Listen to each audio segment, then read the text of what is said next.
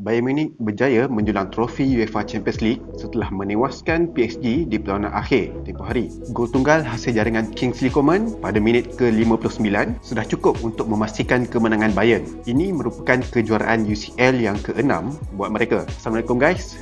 Joy di sini. Untuk video kali ini, kita akan melihat dan meneliti bagaimana persembahan kedua-dua pasukan pada malam final tersebut. Tanpa membuang masa, mari kita mulakan.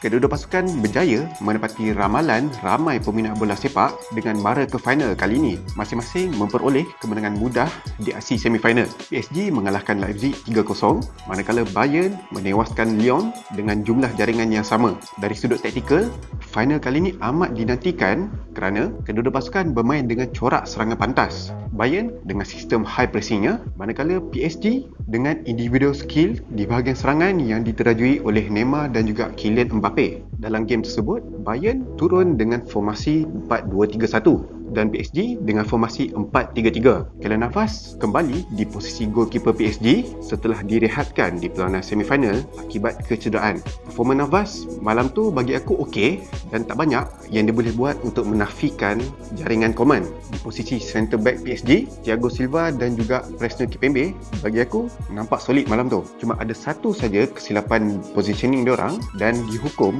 oleh Coman on the spot. Di bahagian left back, bekas pemain Bayern Munich Juan Bernat sepanjang perlawanan bagi aku dia berjaya mengekang pergerakan Gnabry. Cumanya di bahagian right back, Thilo Kehrer mudah dilepasi oleh Kingsley Coman beberapa kali dan bernasib baik tidak memberikan Bayern sepakan penalti. Di bahagian midfield PSG pula, Ander Herrera dan juga Leandro Paredes sangat rajin baik ketika menyerang maupun ketika bertahan. McInhoes yang beraksi sebagai anchor di bahagian midfield dilihat sangat efektif dengan tugas beliau untuk protect back four. Beliau dilihat banyak mengehatkan pergerakan Lewandowski dan juga Thomas Muller di hadapan kubu PSG. Ini secara tak langsung membuatkan Bayern terpaksa bergantung sepenuhnya pada wide player diorang untuk memecah masuk dalam penalty box. Di bahagian serangan PSG pula, bagi aku Angel Di Maria kadang okey sebab dia banyak track back untuk membantu Thilo Kehrer yang diasap oleh Kingsley Coman dan juga Alphonso Davies. Namun malam tersebut ia bukanlah aksi terbaik buat pemain sekaliber Neymar.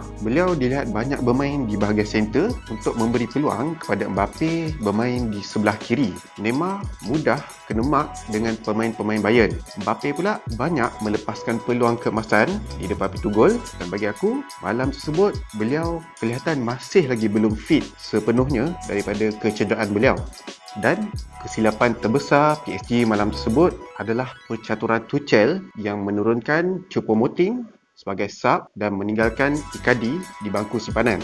Yes, Choupo-Moting menjaringkan gol kemenangan ketika PSG menang dengan Atlanta di quarter final. Tapi bagi aku, Icardi dia adalah seorang true number 9 dan beliau juga ada rekod jaringan yang sangat bagus di PSG.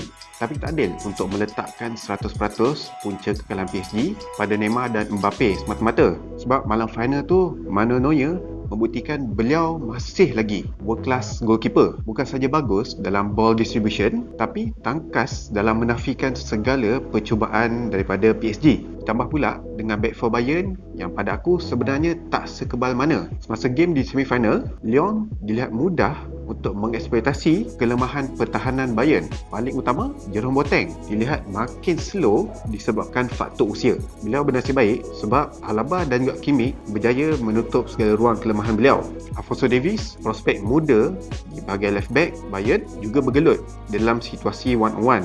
Namun Bayern bernasib baik sebab tactical high pressing Hansi Flick dan juga kecekapan Manuel Neuer di pintu gol membuatkan segala kekurangan-kekurangan tersebut tidak dirasai sepenuhnya. Tapi sebaik sahaja Boateng dikeluarkan akibat kecederaan dan tempat beliau digantikan oleh Niklas Süle, Joshua Kimmich nampak lebih selesa apabila diberikan lebih peluang untuk membantu Serge Gnabry di bahagian kanan. Di bahagian midfield pula, work rate dari Thiago dan juga kepintaran beliau dalam mengawal tempo permainan sangat mengagumkan. Leon Goretzka pula ibarat enjin di bahagian tengah Bayern. Baik ketika bertahan ataupun menyerang, beliau sentiasa terlibat. Tapi satu benda yang aku perasan dalam game tu, Serge Gnabry dilihat agak senyap compare dengan game-game sebelumnya. Itu juga dengan Lewandowski dan juga Thomas Muller, di mana kedua-duanya diekori rapat oleh Thiago Silva, Kimpembe dan juga Marquinhos sepanjang perlawanan tersebut. Tapi bagi aku, kunci dan watak paling penting bagi Bayern adalah Kingsley Coman. Sebenarnya aku agak terkejut sebab bila tengok je starting line up untuk Bayern, Coman beraksi di bahagian left wing. Yes, memang itu position favourite beliau. Tapi kalau tengok pada game-game yang sebelum ni, time lawan Barca dan juga time lawan Lyon, posisi left wing ni diisi oleh Ivan Perisic. Dan Perisic beraksi dengan cemerlang sebab dia ni sentiasa rajin untuk track back pemain lawan dan juga membantu Davies ketika bertahan. Yang mana Coman tak ada ciri-ciri permainan macam tu. Sebab tu, masa first half, Alphonso Davies dilihat agak struggle ketika bertahan. Hansi Flick masih lagi menaruh kepercayaan untuk Kingsley Coman sebab dia tahu PSG takkan bagi ruang untuk Lewandowski, Muller dan juga Gnabry bebas bergerak disebabkan kecemerlangan diorang pada game yang sebelum-sebelumnya. Coman adalah pilihan yang tepat kerana kepantasan dan kebolehan dribbling beliau untuk memecah masuk pertahanan PSG yang sangat solid. Dan kepercayaan ini berhasil apabila pada minit ke-59 Kingsley Coman berjaya menjaringkan gol kemenangan hasil crossing daripada Joshua Kimmich. So untuk kempen Champions League Bayern kali ini, mereka menang semua perlawanan dan juga menjadikan total 43 gol. So tak disangkal, Bayern memang deserve untuk menang kali ini. Hansi Flick melakukan keajaiban walaupun baru mengambil alih tugas sebagai manager di Bayern, menggantikan Niko Kovac yang dipecat pada November lepas. Dengan merangkul kejuaraan Champions League kali ini, maka lengkaplah sudah treble untuk Bayern setelah memenangi Bundesliga dan juga DFB Pokal. Tahniah diucapkan kepada Bayern Munich. So aku rasa setakat tu je video aku untuk kali ini. Tuliskan pendapat, cadangan dan pandangan korang kat dalam ruangan komen kat bawah. Jangan lupa untuk like dan juga klik button subscribe. InsyaAllah semoga kita berjumpa di next video. Aku Joy. Bye bye.